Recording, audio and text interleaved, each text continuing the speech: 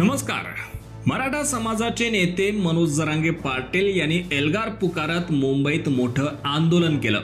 मराठा समाजाला आरक्षण मिळावं या मागणीसाठी हे उपोषण करण्यात आलं होतं। सलग 5 दिवस चाललेल्या या उपोषणानंतर मनोज जरांगे पाटील यांचा मोठा विजय झाला। मनोज जरांगे यांच्या पुढे सरकारने शरणागती पत्करत काल सरकारकडून एक GR काढण्यात आला। यात राज्य सरकारने हैदराबाद गॅझेट लागू करण्याचा निर्णय देखील घेतला।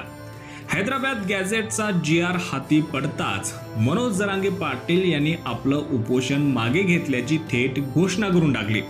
आता मराठा आरक्षणाच्या मागणीसाठी मुंबईत आलेल्या आंदोलकांवर आता पोलिसांनी कारवाई करण्यास सुरुवात केली आहे।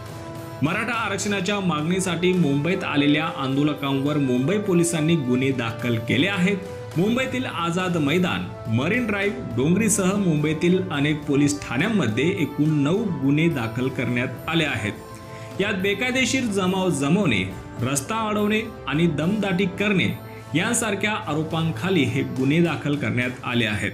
अज्ञात आंदोलकांवर हे गुन्हे दाखल करण्यात आले आहेत। पोलिसांचं म्हणणं आहे की या आंदोलनामुळे अनेक ठिकाणी वाहतूक कोंडी झाली आणि सामान्य नागरिकांना त्रास झाला। त्यामुळे शांतता राखण्याच्या उद्देशाने ही कारवाई करण्यात आली आहे।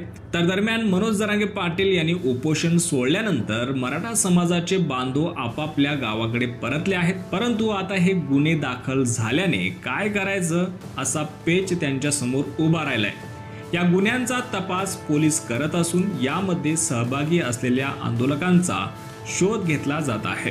त्यामुळे मराठा आंदोलकांवरील गुन्हे दाखल करण्याची ही प्रक्रिया पुढील काळातही सुरूच राहण्याची शक्यता आहे। याबाबत तुम्हाला काय वाटतं? तुमची प्रतिक्रिया कमेंट सेक्शन मध्ये नक्की कळवा। धन्यवाद।